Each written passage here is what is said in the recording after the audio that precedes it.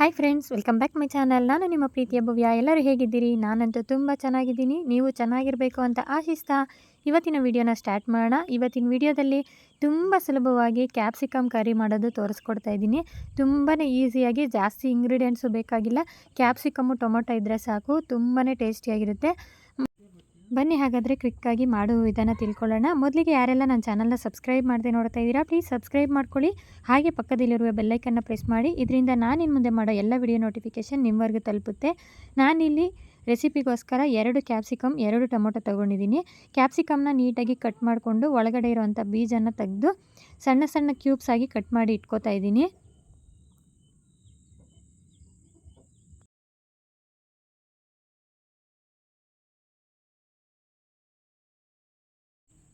ಇದ್ರ ಜೊತೆಗೆ ಟೊಮೊಟೊನು ಸಣ್ಣ ಸಣ್ಣದಾಗಿ ಕಟ್ ಮಾಡಿ ಇಟ್ಕೋತಾ ಇದ್ದೀನಿ.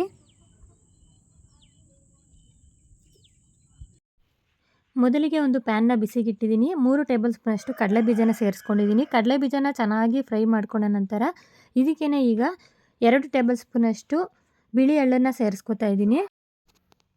ಎಳ್ಳು ಪ್ಯಾನ್ ಬಿಸಿಗೇನೆ ಬೆಚ್ಚಗಾದರೆ ಸಾಕು. ಇದ್ರ ಜೊತೆಗೆ ಸಣ್ಣ ಸಣ್ಣ ಪೀಸಸ್ ಆಗಿ ಕಟ್ ಮಾಡ್ಕೊಂಡಿರುವಂಥ ಕೊಬ್ಬರಿ, ಒಂದು 1/4 ಚಿಪ್ನಷ್ಟು ಕೊಬ್ಬರಿನ ಸೇರಿಸ್ಕೊಂಡಿದ್ದೀನಿ. ಜೊತೆಗೆ 2 ಬೇಡಿಗೆ ಮೆಣಸಿನ್ಕಾಯಿನ ಹಾಕ್ಕೊಂಡು ಬೆಚ್ಚಗೆ ಆಗೋ ಥರ ಹುರಿದು ಸೈಡ್ಗೆ ಇಟ್ಕೊಂಡಿದ್ದೀನಿ. ಈಗ ಮತ್ತೊಂದು ಬಾಣಲಿಯನ್ನು ಇಟ್ಟು ಬಾಣಲಿ ಬಿಸಿ ಆದ ನಂತರ 2 ಟೇಬಲ್ ಸ್ಪೂನಷ್ಟು ಎಣ್ಣೆ ಸೇರಿಸ್ಕೊಂಡಿದ್ದೀನಿ. ಜೊತೆಗೆ ಸಾಸಿವೆ, ಕರಿಬೇವು, ಒಂದು 10 ಬೆಳ್ಳುಳ್ಳಿ ಎಸಳನ್ನು ಸೇರಿಸಿ ಒಂದು ಈರುಳ್ಳಿನ ಸಣ್ಣದಾಗಿ ಕಟ್ ಮಾಡಿ ಸೇರಿಸ್ಕೊಂಡು ಚೆನ್ನಾಗಿ ಫ್ರೈ ಮಾಡ್ಕೋಬೇಕು. ಈ ರೀತಿ ಫ್ರೈ ಮಾಡ್ಕೊಂಡ ನಂತರ ಇದಕ್ಕೆ ಈಗ ಸಣ್ಣದಾಗಿ ಕಟ್ ಮಾಡಿ ಇಟ್ಕೊಂಡಿರುವಂಥ ಕ್ಯಾಪ್ಸಿಕಮ್ ಕ್ಯೂಬ್ಸ್ನ ಸೇರಿಸ್ಕೊತಾ ಇದ್ದೀನಿ.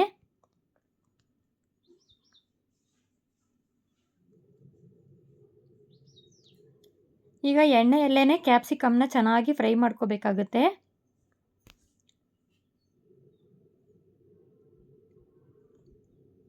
ಇದ್ರ ಜೊತೆಗೆ ಈಗ ಸಣ್ಣದಾಗಿ ಕಟ್ ಮಾಡಿ ಇಟ್ಕೊಂಡಿರುವಂಥ ಟೊಮೊಟೊನೂ ಸೇರಿಸ್ಕೊತಾ ಇದ್ದೀನಿ. ಟೊಮೊಟೊ, ಕ್ಯಾಪ್ಸಿಕಮ್ ಎರಡನ್ನೂ ಎಣ್ಣೆಯಲ್ಲೇ ಚೆನ್ನಾಗಿ ಫ್ರೈ ಮಾಡ್ಕೋಬೇಕು. ಬೇಗ ಫ್ರೈ ಆಗೋದಕ್ಕೋಸ್ಕರ ಒಂದು ಸ್ವಲ್ಪ ಉಪ್ಪನ್ನ ಸೇರಿಸ್ಕೊತಾ ಇದ್ದೀನಿ.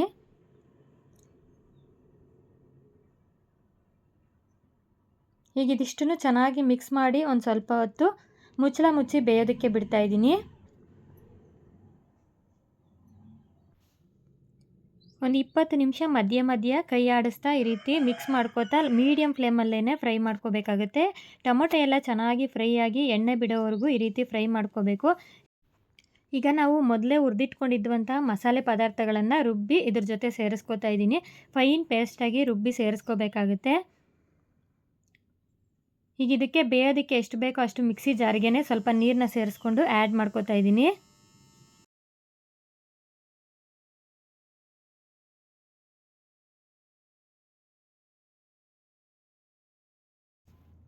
ಗ್ರೇವಿ ಕನ್ಸಿಸ್ಟೆನ್ಸಿ ನೋಡಿಕೊಂಡು ನಮಗೆ ಎಷ್ಟು ನೀರು ಬೇಕೋ ಅಷ್ಟು ನೀರನ್ನ ಸೇರಿಸ್ಕೋಬೇಕಾಗುತ್ತೆ. ನಾನು ಇನ್ನು ಸ್ವಲ್ಪ ನೀರನ್ನ ಆ್ಯಡ್ ಮಾಡ್ಕೊಂಡಿದ್ದೀನಿ.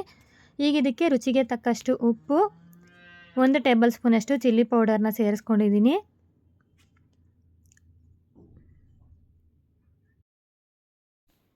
ಇದಿಷ್ಟನ್ನು ಚೆನ್ನಾಗಿ ಮಿಕ್ಸ್ ಮಾಡಿ ಒಂದು 10 ನಿಮಿಷ ಲೋ ಫ್ಲೇಮಲ್ಲೇ ಫ್ರೈ ಮಾಡಿಕೊಂಡ್ರೆ ರುಚಿಯಾಗಿರುವಂಥ ಕ್ಯಾಪ್ಸಿಕಮ್ ಕರಿ ರೆಡಿ ಆಗಿರುತ್ತೆ. ಇದ್ರ ಜೊತೆಗೆ ಒಂದು ಅರ್ಧ ಟೇಬಲ್ ಸ್ಪೂನಷ್ಟು ಧನಿಯಾ ಪೌಡರ್ನು ಆ್ಯಡ್ ಮಾಡ್ಕೋಬೋದು. ಇನ್ನು ಗರಂ ಮಸಾಲೆ ಫ್ಲೇವರ್ ಇಷ್ಟಪಡೋರಾದರೆ ಒಂದು 1/2 ಟೇಬಲ್ ಸ್ಪೂನಷ್ಟು ಗರಂ ಮಸಾಲೆ ಆ್ಯಡ್ ಮಾಡಿಕೊಂಡ್ರೆ ಒಳ್ಳೆ ಫ್ಲೇವರ್ ಕೊಡುತ್ತೆ. ನಾನಿಲ್ಲಿ ಗರಂ ಮಸಾಲೆ ಹಾಕಿಲ್ಲ, ಧನಿಯಾ ಪೌಡರ್ ಹಾಕಿದ್ದೀನಿ. ಆ ಕ್ಲಿಪ್ಪಿಂಗ್ ಮಿಸ್ ಆಗಿದೆ. ಒಂದು ಅರ್ಧ ಟೇಬಲ್ ಸ್ಪೂನಷ್ಟು ಹಾಕ್ಕೊಂಡ್ರೆ ಸಾಕು. ಇದಿಷ್ಟನ್ನು ಈಗ ಮಧ್ಯ ಮಧ್ಯ ಮಿಕ್ಸ್ ಮಾಡ್ಕೋತಾ ಮೀಡಿಯಮ್ ಫ್ಲೇಮಲ್ಲಿ ಒಂದು 10 ನಿಮಿಷ ಫ್ರೈ ಮಾಡಿಕೊಂಡ್ರೆ ರುಚಿಯಾಗಿರುವಂಥ ಕ್ಯಾಪ್ಸಿಕಮ್ ಕರಿ ರೆಡಿ ಆಗಿರುತ್ತೆ.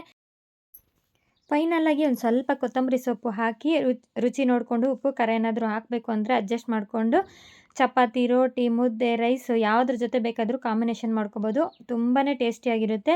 ನೋಡಿದ್ರಲ್ಲ ಎಷ್ಟು ಈಸಿಯಾಗಿ ಕ್ಯಾಪ್ಸಿಕಮ್ ಕರಿ ಮಾಡ್ಬೋದು ಅಂತ. ಐ ಹೋಪ್ ಈ ವಿಡಿಯೋ ನಿಮಗೆ ಇಷ್ಟ ಆಗಿದೆ ಅಂತ ತಿಳ್ಕೊಂಡಿದ್ದೀನಿ. ಇಷ್ಟ ಆಗಿದ್ದರೆ ನನ್ನ ಚಾನಲ್ನ ಸಬ್ಸ್ಕ್ರೈಬ್ ಮಾಡಿ, ಲೈಕ್ ಮಾಡಿ, ಶೇರ್ ಮಾಡಿ. ನಿಮ್ಮ ಅನಿಸಿಕೆಗಳನ್ನು ತಪ್ಪದೇ ಕಮೆಂಟ್ ರೂಪದಲ್ಲಿ ತಿಳಿಸಿ. ಮುಂದಿನ ವಿಡಿಯೋದಲ್ಲಿ ಸಿಗೋಣ. ಅಲ್ಲಿವರೆಗೂ ಟೇಕ್ ಕೇರ್, ಬಾಯ್. ವಿಡಿಯೋನ ಕೊನೆವರೆಗೂ ನೋಡಿದ್ದಕ್ಕಾಗಿ ಧನ್ಯವಾದಗಳು.